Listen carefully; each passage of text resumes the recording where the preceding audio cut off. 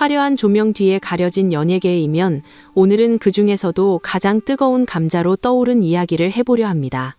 바로 대한민국 톱 개그우먼 박나래 씨의 이태원 55억 단독주택을 둘러싼 기이한 자금 흐름에 대한 이야기입니다.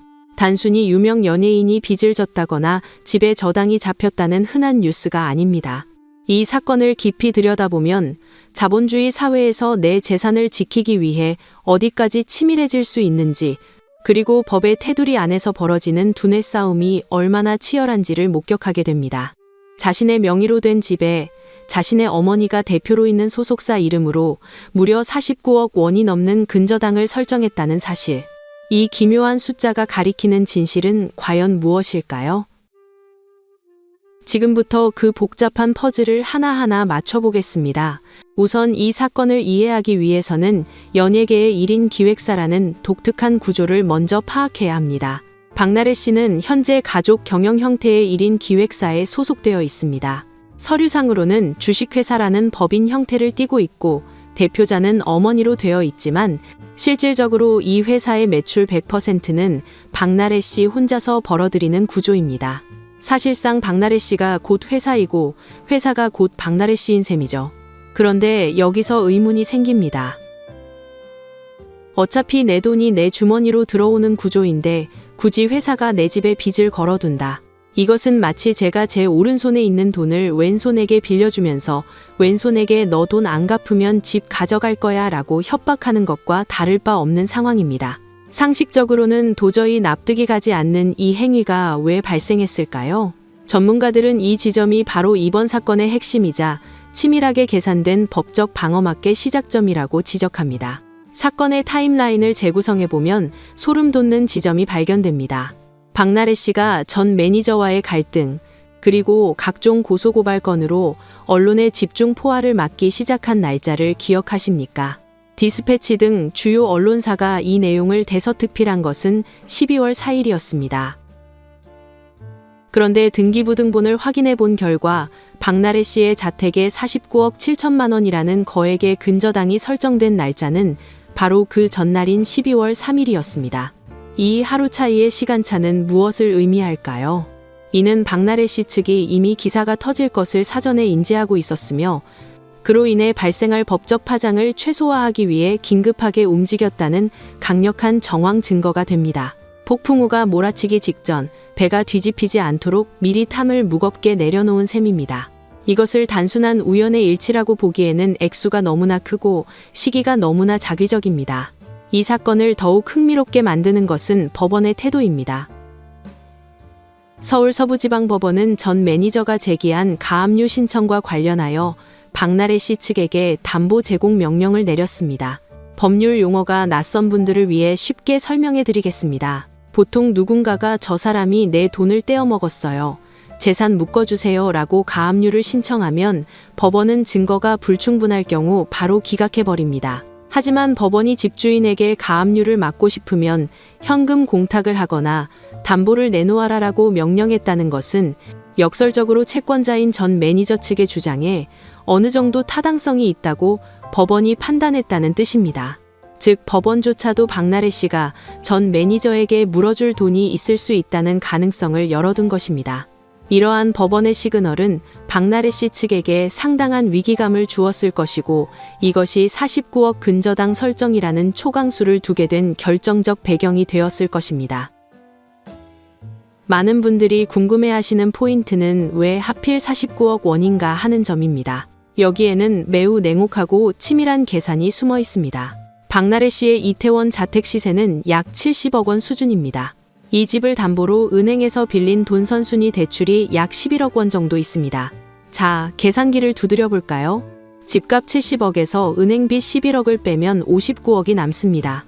여기서 어머니 소속사가 설정한 근저당 49억 7천만 원을 빼면 얼마가 남습니까?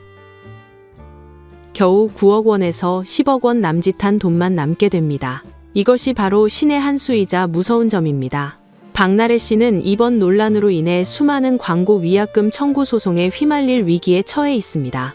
연예계 관례상 위약금은 모델료의 2~3배에 달하며 박나래 씨의 급을 고려할 때 그 액수는 100억 원에서 최대 200억 원에 이를 것으로 추산됩니다. 만약 광고주들이나 전 매니저가 소송에서 이겨서 이 집을 경매에 넘긴다고 가정해 봅시다.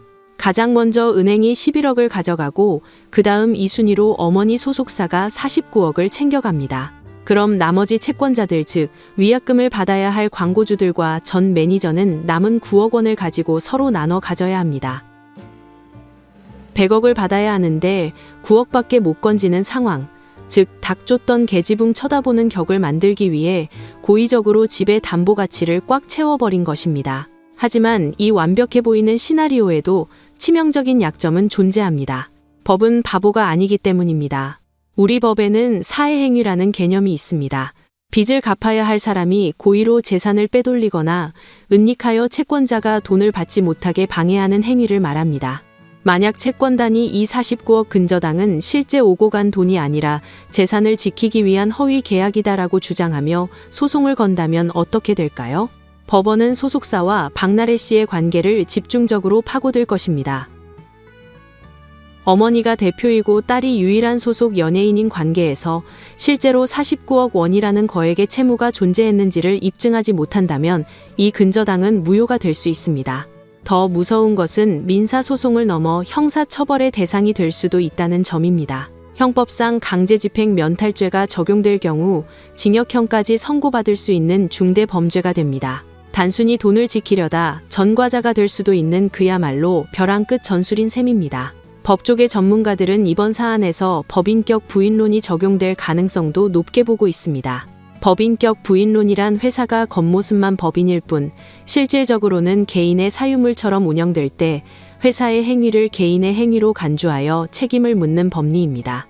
즉 판사가 보기에 이 소속사는 무늬만 회사지 사실상 박나래 개인 금고 아니냐라고 판단한다면 소속사 명의의 근저당권은 아무런 법적 효력을 갖지 못하게 됩니다. 자신이 자신에게 빚을 지고 근저당을 설정하는 것은 법적으로 성립할 수 없기 때문입니다. 박나래 씨 측이 법률 자문을 받았겠지만 과연 재판부까지 설득할 수 있을지는 미지수입니다. 오히려 이러한 꼼수가 재판부의 괘씸죄를 유발하여 더 가혹한 판결로 이어질 수 있다는 우려 섞인 시선도 존재합니다. 결론적으로 박나래 씨의 이번 49억 근저당 설정은 다가올 거대한 경제적 폭풍, 즉 수백억 대의 위약금 소송을 막아내기 위한 최후의 방어선으로 보입니다. 전 매니저의 1억 원은 빙산의 일각일 뿐 진짜 두려운 것은 방송 하차와 광고 계약 해지로 인한 천문학적인 손실이었을 것입니다. 하지만 이 전략은 도덕적 해이라는 비난을 피하기 어렵습니다. 대중의 사랑을 통해 부를 축적한 공인이 책임을 져야 할 순간에 재산을 지키기 위해 꼼수를 부렸다는 인상을 준다면 49억 원은 지킬 수 있을지 몰라도 더 큰 자산인 대중의 신뢰는 영원히 잃게 될지도 모릅니다. 돈은 다시 벌 수 있지만 한 번 등 돌린 대중의 마음을 되돌리는 것은 49억 원보다 훨씬 더 비싼 대가를 치러야 할 것입니다. 과연 법원은 이 치밀한 자금 설계에 대해 어떤 판결을 내릴지, 그리고 박나래 씨는 이 위기를 어떻게 돌파할지 앞으로의 전개가 더욱 주목됩니다. 오늘 준비한 내용은 여기까지입니다. 영상이 유익하셨다면 구독과 좋아요, 알림 설정 부탁드립니다. 다음 영상에서 더 날카로운 분석으로 찾아뵙겠습니다. 감사합니다.